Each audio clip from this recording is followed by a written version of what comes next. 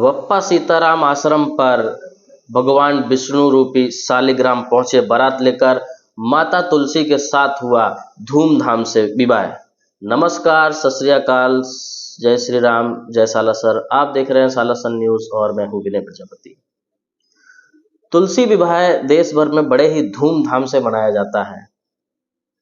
आपने देखा होगा कि हर राज्य में तुलसी विवाह एक पौराणिक रूप से जिस तरीके से नियमित विवाह परिवार का, घर के बच्चों का किया जाता, उसी प्रकार से धूमधाम से पूरी आस्था के साथ तुलसी विवाह भी किया जाता है।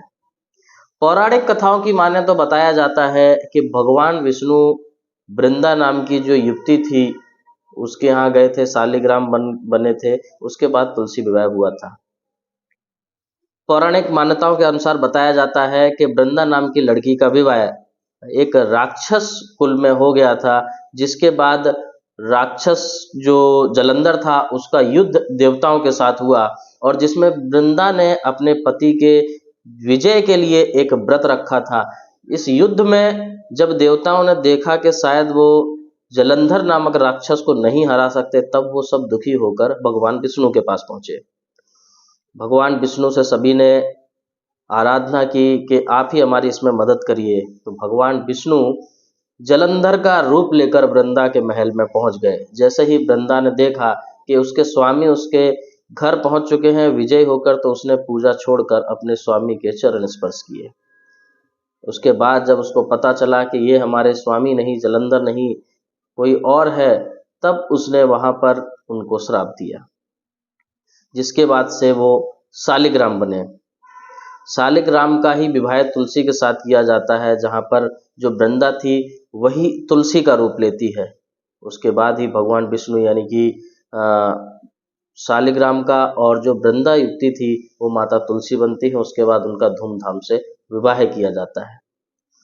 इन पौराणिक मान्यताओं की माने तो सदियों से देश में इस तरीके की प्रथा चली आ रही है और आप जैसे वीडियो में देख रहे होंगे कि वापी के नज़दीक स्थित सलवाओं गांव में वप्पा सीताराम आश्रम पर किस तरीके से धूमधाम से बारात लेकर जाई जा रही है। युवा युवतियां सभी किस तरीके से नृत्य कर रहे हैं, यानी कि देखने में ऐसा ही प्रतीत होता है जैसे घर में किसी भाई या बहन की शादी हो।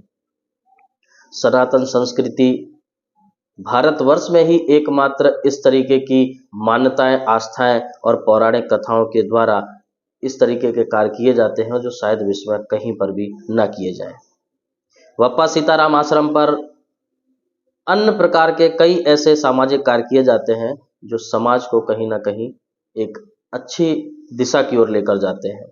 जैसे हेल्थ कैंप का आयोजन प्रतिदिन 2 बजे से 4 बजे तक किया जाता है, जिसमें प्रतिदिन अलग अलग बीमारियों के डॉक्टर वहां पर पहुंचते हैं। डॉक्टर भी ऐसे शायद जिनके पास नॉर्मल व्यक्ति ना पहुंच सके, जिसका नंबर ना लगे, या फिर उनकी फीस इतनी भारी भरकम हो सकती है कि भाई फीस भी ना भर सके।